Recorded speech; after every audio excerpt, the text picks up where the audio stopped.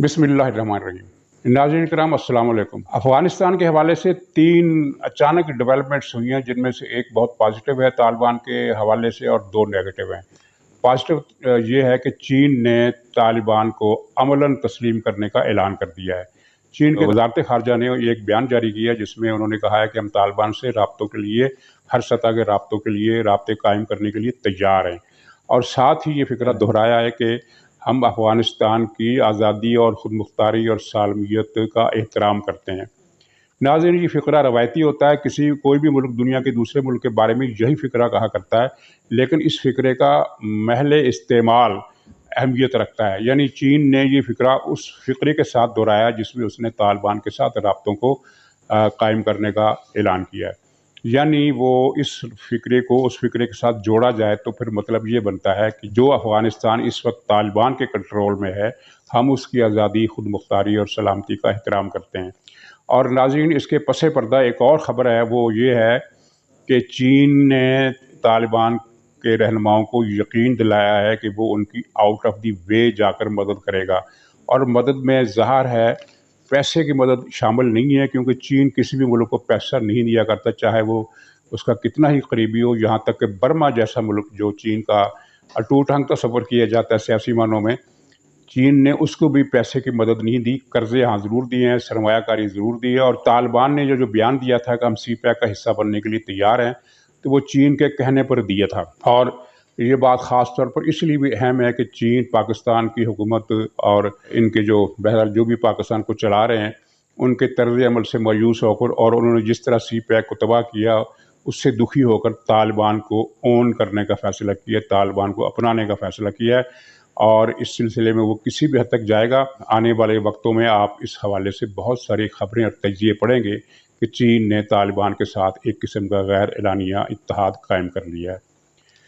जो गैर मुतवक्को ख़बरें, उनमें से एक तो ऐसी है कि जो तकरीबन मुतवक्को थी। मसलन यूरोपीय यूनियन ने पहले ये ऐलान किया कि तालिबान ने चूँकि अफ़गानिस्तान में वसीउल बुनियाद हुकूमत नहीं बनाई, इसलिए हम तालिबान से ताल्लुकात कायम नहीं करेंगे, बल्कि इशारा ये दिया कि शायद वो कोई कार्रवाई भी करना चाहें। उसके बाद ये खबर आई कि अमेरिका ने यूरोपीय मुल्कों का, यूरोपीय यूनियन का इजलास बुला लिया है, इसी हवाले से कि तालिबान ने वसीउल बुनियाद हुकूमत कायम क्यों नहीं की और इसलिए उसके ख़िलाफ़ कार्रवाई की जाए। ये कार्रवाई क्या करेंगे, कार्रवाई की हदूद क्या होंगी, वो माली होंगी या फ़ौजी होंगी या सिफारती होंगी, ये तो वाज़ेह नहीं है। लेकिन ज़्यादातर ख़्याल यही है कि वो पैसे का मसला होगा, यानी तालिबान की मदद नहीं की जाएगी, उसे कर्ज़े नहीं दिए जाएंगे, उसकी माली इमदाद नहीं की जाएगी। और जो दूसरी मदद की बहुत सारी शक्लें होती हैं, मुआहदों के ज़रिए मरीज़ों को दवाएँ पहुँचाने के हवाले से, वो सारा एक किस्म का बाइकआउट किया जाएगा। और तालिबान के लिए ये गैर मुतवक्को इसलिए नहीं है कि वो पहले ही से इस अमर पर ज़हनी तौर पर तैयार हैं कि हमारा सोशल बाइकआउट ये इन लोगों ने करना है। तीसरी गैर मुतवक्को ख़बर जो है वो ईरान की है, क्योंकि ईरान के बारे में ये तसव्वुर था कि वो तालिबान के साथ वर्किंग रिलेशनशिप बनाएगा, लेकिन उसने पै दर पै 3 दिनों में 3 बयान ऐसे दिए हैं जिनसे पता चलता है कि वो अफ़गानिस्तान में तालिबान की हुकूमत से खुश नहीं है और उसने शदीद तनकीदी बयानात जारी किए हैं। पहले बयान में जो ईरान के सदर ने दिया वो ये था कि अफ़गानिस्तान में इलेक्शन होने चाहिए। अच्छा, इलेक्शन तो ईरान में भी नहीं होते, यानी वहाँ अगर इलेक्शन होते हैं तो वो एक बेख्तियार पार्लियामेंट जिसकी हैसियत ये है कि उसके किसी भी फैसले को सुप्रीम लीडर वीटो कर सकता है। और वहाँ मुस्तकिल हुकूमत उलमा कौंसिल की है, जिसको वो रहबर कौंसिल कहते हैं या इस तरह का कोई नाम दिया हुआ है। तो इलेक्शन तो वहाँ भी नहीं होते, तो फिर अफ़गानिस्तान में वो तालिबान से इस तरह के इलेक्शन का मुतालबा क्यों कर रहे हैं। दूसरा बयान उसने दिया कि पंजशेर पर तालिबान ने जो हमला किया है वो शदीद काबिल मज़म्मत है। और ये ज़ाहिर है ईरान के जिस भी सफारती अफसर ने ये बयान जारी किया उससे अल्फाज का चुनाव नहीं हो सका, क्योंकि पंजशेर कोई अलग मुल्क नहीं था कि जिस पर तालिबान ने हमला किया हो। तालिबान ने अपने ही मुल्क के एक इलाके को अपने कंट्रोल में लिया है। अफ़गानिस्तान में उनकी हुकूमत है, अमेरिका ने उनसे हुकूमत छीनी थी 20 साल पहले, और जब अमेरिका वापस गया तो उन्होंने अपनी हुकूमत बहाल कर ली। इस हुकूमत की आइनी हैसियत पर सवाल हम इसलिए नहीं उठा सकते कि अफ़गानिस्तान में इस वक्त कोई आइन ही नहीं है। ये नई हुकूमत जो है आइन भी बनाएगी।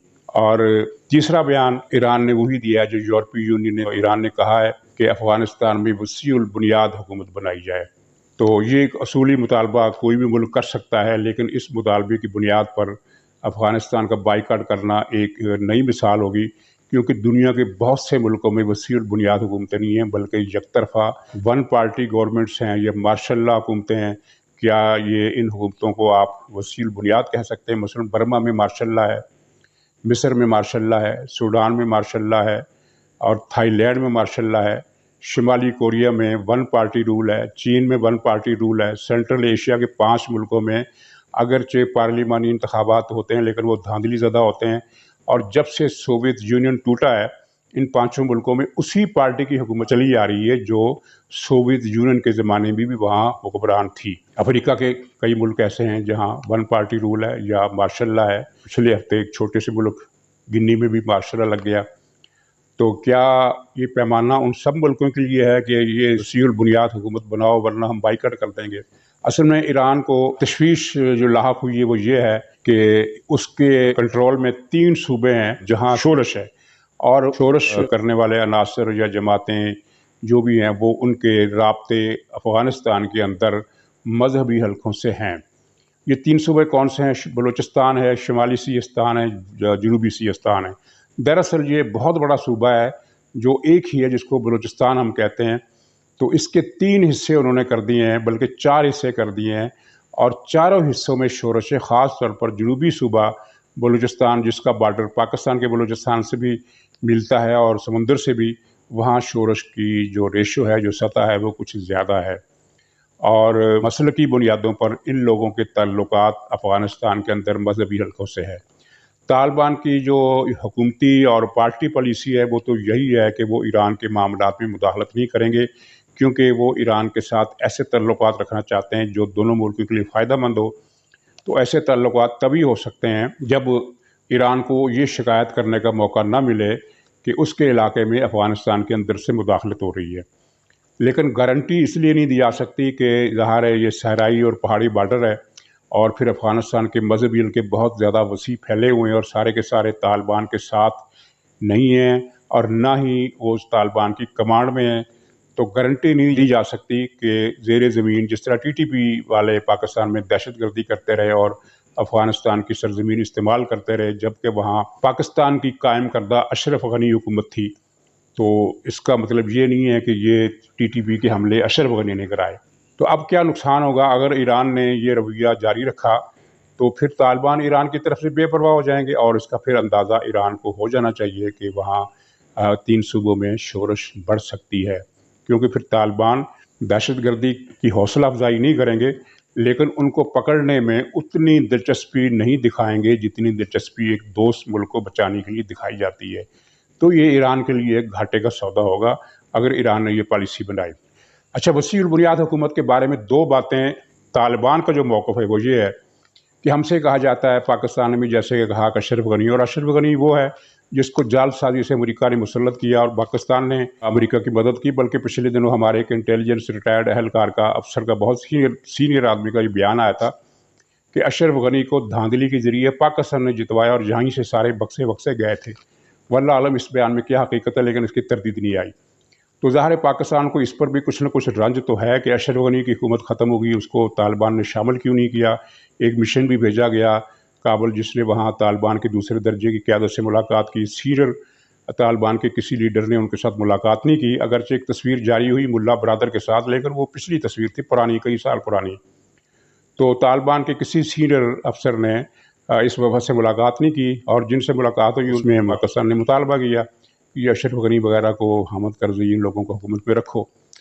تو ان کا موقف یہ ہے کہ اشرف غنی کی حکومت اور حامد کرزئی کی حکومت کے بھارت سے رابطے تھے، اور یہ بھارت کے لیے، بھارت کے مفادات کے رکھوالے تھے، اور پھر یہ کہ ان لوگوں نے ہمارے سویلینز پر جتنی بمباری کی، آپ کو یاد ہوگا ایک مدرسے پر بمباری کی تھی جس میں 9 عمر بچے جنہوں نے قرآن حفظ کیا تھا ان کی دستار بندی ہو رہی تھی، اور اس پر اشرف غنی کے طیاروں نے، امریکہ کے طیاروں نے نہیں، اشرف غنی کی فضائیہ نے بمباری کی، اور 70-80 سے زیادہ بچے موقع پر ہی شہید ہو گئے، اور بہت سے بعد میں شہید ہوئے، اور 100 سے اوپر زخمی ہوئے جو بری طرح، جن کی کسی کی 2 ٹانگیں کٹ گئیں، کسی کی 1 ٹانگ کٹ گئی۔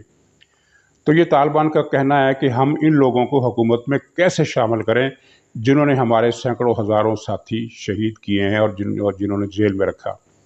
اس کے برعکس طالبان کا ایک اپنا نقشہ نظام الاوقات ہے، ہم اس کو مانیں یا نہ مانیں، لیکن اس وقت افغانستان کا کنٹرول ان کے پاس ہے۔ تو فیصلہ بھی انہوں نے کرنا ہے کہ ہم نے حکومت میں کس کو شامل کرنا ہے، نہیں کرنا۔ ہاں، انہوں نے یہ بات ضرور ایک مثبت کی ہے کہ اپنی حکومت میں تمام نسلی اور قومی یونٹوں کو نمائندگی دی ہے۔ 4 وزیر تاجک ہیں، کچھ ازبک ہیں، اور اس کے علاوہ جو چھوٹی کمیونٹیز ہیں افغانستان کی اکا دکا، ان کے بھی وزیر ہیں۔ سارے کے سارے پشتون وزیر نہیں ہیں، یعنی تقریباً 40% وزیر جو ہیں وہ غیر پشتون ہے، اور افغانستان میں آبادی کا تناسب بھی تقریباً یہی ہے۔ اقوام متحدہ کی جو رپورٹ ہے اس کے مطابق افغانستان میں 55% پشتون ہے اور 45% دوسرے۔ تو طالبان نے جو ریشو جاری کی وہ 55 اور 45 کی نہیں ہے، بلکہ 60 اور 40 کی، یعنی کوئی زیادہ فرق نہیں ہے۔ اب جب کہ امریکہ اور یورپ افغانستان کے بائیکاٹ پر کمر کس رہے ہیں تو پاکستان کیا کرے گا؟ یہ سوال بڑا دلچسپ ہے اور اس کے بارے میں بہت کچھ کہا جا سکتا ہے۔ بہرحال پاکستان کے لیے اس میں اچھے اشارے نہیں ہیں، اور اگر پاکستان پر بہت زیادہ دباؤ ڈالا گیا تو پاکستان کے خلاف پولیٹکس کارروائیاں بھی یہ امریکہ اور یورپ کی طرف سے ہو سکتی ہیں، وہ مالی شکل میں بھی ہو سکتی ہیں اور کسی سفارتی دباؤ کے تحت بھی ہو سکتی ہیں۔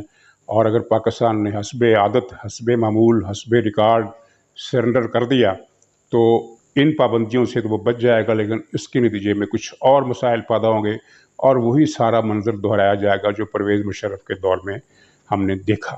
تو ناظرین، خدا سے رحم کی دعا کے ساتھ میں اپنا ولاگ ختم کرتا ہوں۔ انشاءاللہ اگلے ولاگ میں ملاقات ہوگی، تب تک کے لیے خدا حافظ۔